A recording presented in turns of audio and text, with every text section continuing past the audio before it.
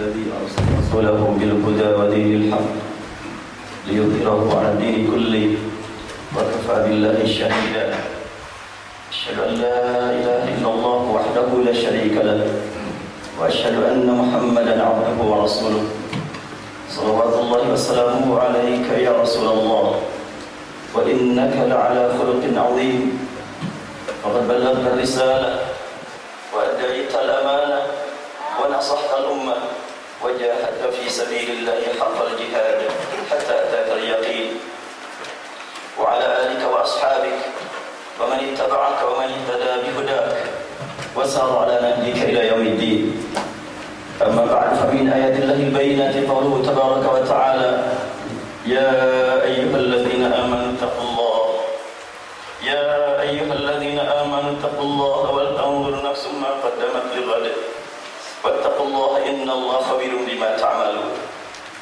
وقال تعالى وابتغ فيما آتاك الله الدار الآخرة ولا تنس نصيبك من الدنيا وأحسن كما أحسن الله إليك ولا تبغي الفساد في الأرض. Maha suci Allah Subhanahu wa Ta'ala yang menanamkan ke dalam kalbu kita keyakinan bahwa dimanapun kita berada Allah senantiasa melihat, Allah menyaksikan apa yang kita perbuat, Allah Maha mendengar bisikan kalbu kita. Kita dihadapkan setiap saat kepada dua hal paling tidak, antara lain karunia dan bencana. Bencana ada dua, ada bencana yang terukur dan yang tidak terukur. Yang terukur seperti bencana banjir, gempa dan lain sebagainya. Dan yang tidak terukur adalah bencana yang merusak akidah, merusak akhlak, merusak pemahaman terhadap Al-Quran yang dari hari ke hari semakin berkembang dan semakin banyak pendukungnya.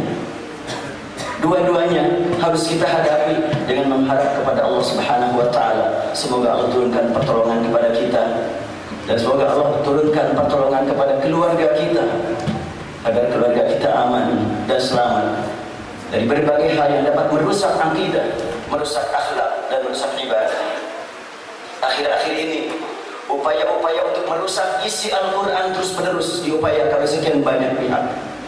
Memahami Al-Quran disebarluaskan di mana-mana hanya cukup dengan membaca terjemah. Bahkan sampai ada yang berkata, kalau kamu sholat hubungan dengan Allah pakai bahasa apa? Dijawab oleh jamaah pakai bahasa Arab. Ngerti apa tidak? Kalau tidak ngerti ganti dengan bahasa Indonesia. La haula wala quwwata illa billah. Ini adalah bencana yang sangat luar biasa yang tidak bisa kita anggap enteng, tidak bisa kita anggap remeh. Kemudian di beberapa majlis ta'lim juga semakin ditingkatkan semangat untuk mencintai Al-Quran, sangat patut kita kasih apresiasi. Tapi pada saat yang sama mereka belokkan dari Al-Quran kepada terjemah semata. Padahal terjemah produk manusia, terjemah adalah pemikiran manusia yang tidak dapat jaminan kesucian. Hanya Al-Quran yang suci, yang Allah turunkan bacaannya dan tulisannya. Allah berfirman, Inna nahnu nazzalna 'alaikal Qur'ana tanzila. Bacaan Allah turunkan dan kitab pun Allah turunkan. Nazzala 'alaikal kitaba bil haqq walladzi anzala 'alaikal kitaba minhu ayatun muhkamah. Jelas sekali. Dalam hal ini maka sangat tepat bagi kita untuk mempersiapkan diri menghadapi bencana ini dengan meningkatkan komunikasi kita dengan Allah Subhanahu wa Ta'ala. Seberat dan sebesar bagaimanapun bencana, tidak ada yang berat dan besar di hadapan Allah. Semuanya ringan dan semuanya kecil. Oleh karena itu kita tidak dapat mengandalkan akal fikiran kita, tidak dapat mengandalkan perbuatan kita semata. Tapi yang harus kita jadikan sebagai andalan utama adalah komunikasi kita dengan Allah Subhanahu wa Ta'ala. Belum apa-apa dibanding dengan apa yang dihadapi Rasulullah pada waktu beliau diangkat menjadi Nabi, diangkat menjadi Rasulullah. Tidak terbayang Islam akan tersebar ke seluruh dunia. 3 tahun berturut-turut menjelang beliau diangkat jadi Rasul, beliau senantiasa memanfaatkan bulan Ramadan untuk takarrub kepada Allah. Beliau berada di dalam gua merenung, membaca kehidupan umat, membaca kehidupan masyarakat yang tidak punya aturan. Pertempuran satu kabilah dan kabilah yang lain susah dihentikan. Perjudian, perampokan terus berlangsung. Rasulullah SAW seorang diri menghadap kepada Allah Subhanahu wa taala setiap malam hingga turun bimbingan dari Allah. Bagaimana cara membaca peristiwa dengan benar? Pada umumnya surat Al-Alaq dipahami sebagai perintah membaca, tapi boleh jadi dipahami dengan cara yang lain. Surat Al-Alaq bukan perintah membaca, tapi bimbingan membaca. Karena kalimat Al-Quran Iqra bismi rabbik, baca dengan, bukan baca ini dan baca itu, tapi baca dengan. Kalau ada pertanyaan bagaimana cara membaca, jawabannya baca dengan menyebut nama Allah. Kalau pertanyaannya apa yang harus dibaca, tentunya tunjukkan inilah yang harus kamu baca. Surah tersebut mengatakan Iqra bismi rabbik alladzi khalaq. Baca dengan menyebut nama Rabbmu yang telah menciptakan semua peristiwa, semua kejadian, semua makhluk, semua alam. Iqra bismi rabbika alladzi khalaq. Sangat tepat bagi kita untuk mentadabburi ayat ini, menyikapi sekian banyak peristiwa di mana-mana yang membuat sekian banyak orang menjadi korban. Dan kita tentunya sebagai yang sujud, yang sukuk, yang rukuk, sangat tepat bagi kita meningkatkan kualitas rukuk kita, meningkatkan kualitas sujud kita. Rukuk dan sujud yang berkualitas merupakan bekal utama untuk amar ma'ruf nahi munkar. Allah Subhanahu wa taala menegaskan ar-raki'una as-sajiduna al-amiruna bil ma'ruf an-nahuna 'anil munkar.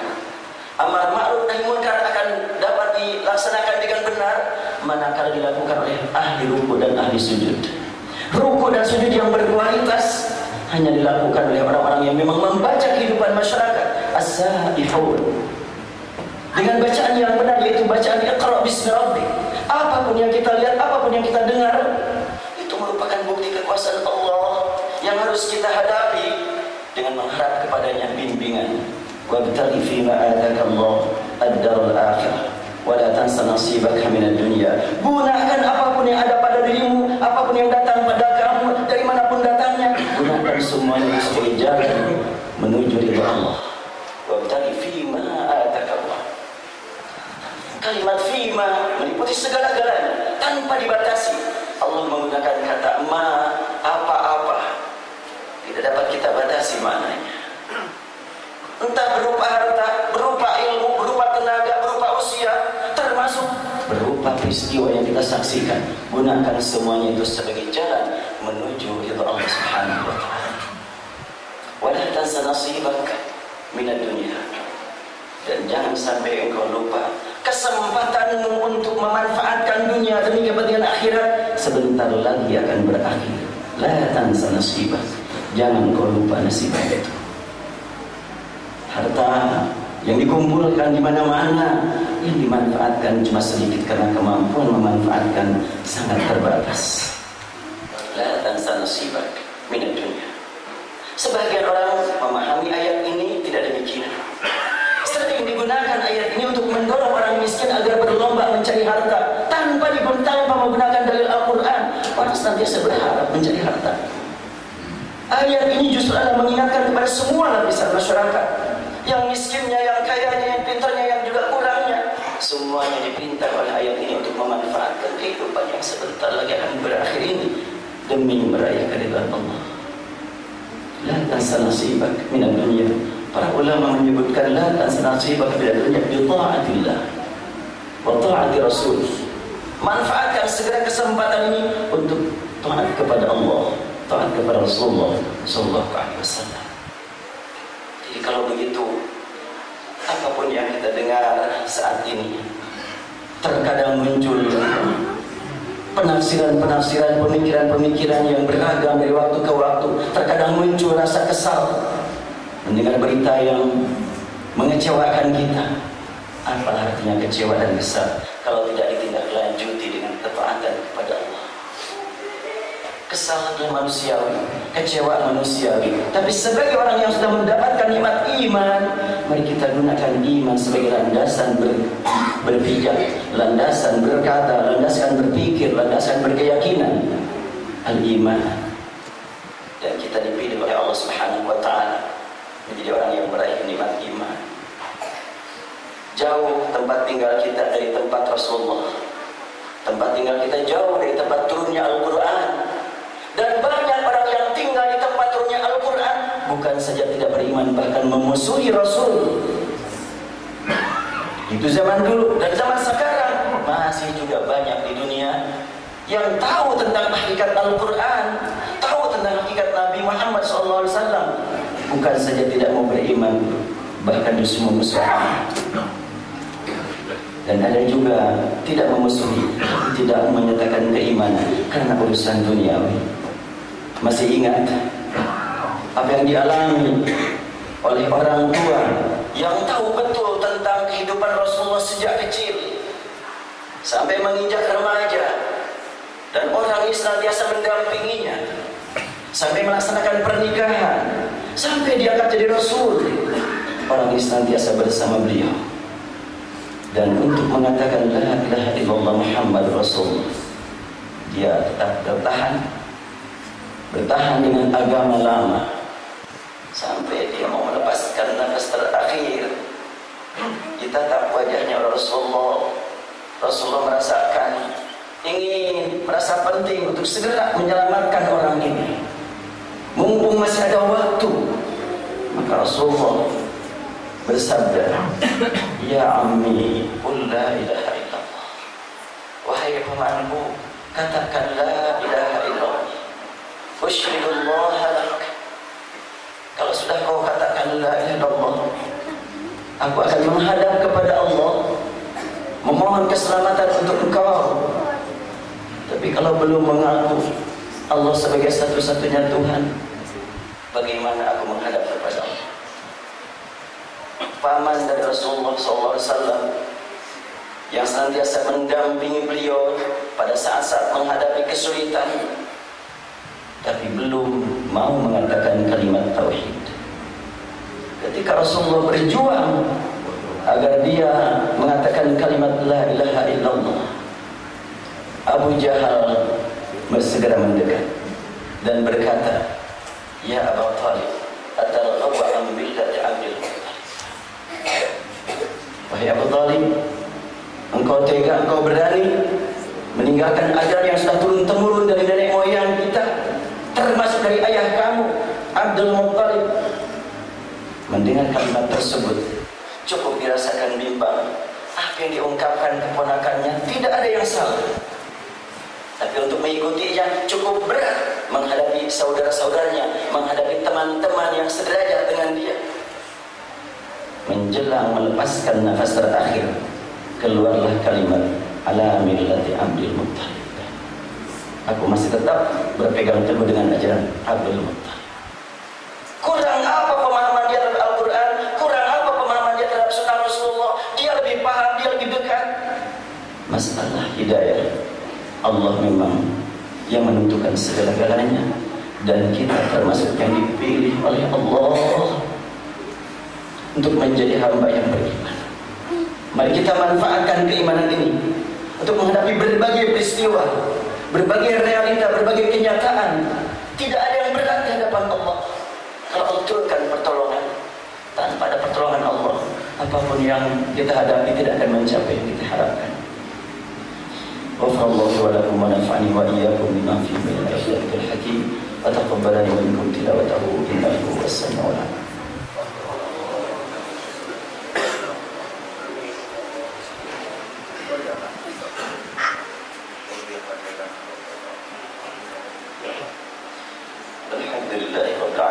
حمدا يوافي نعمه ويكافئ مزيده أشهد أن لا إله إلا الله وحده لا شريك له وأشهد أن محمدا عبده ورسوله. Hanya Allah yang kita jadikan sebagai harapan. Hanya Allah pula yang harus kita takuti setiap saat. Kita berharap kepadanya agar Allah tetapkan dalam kalbu kita nikmat iman, nikmat yakin.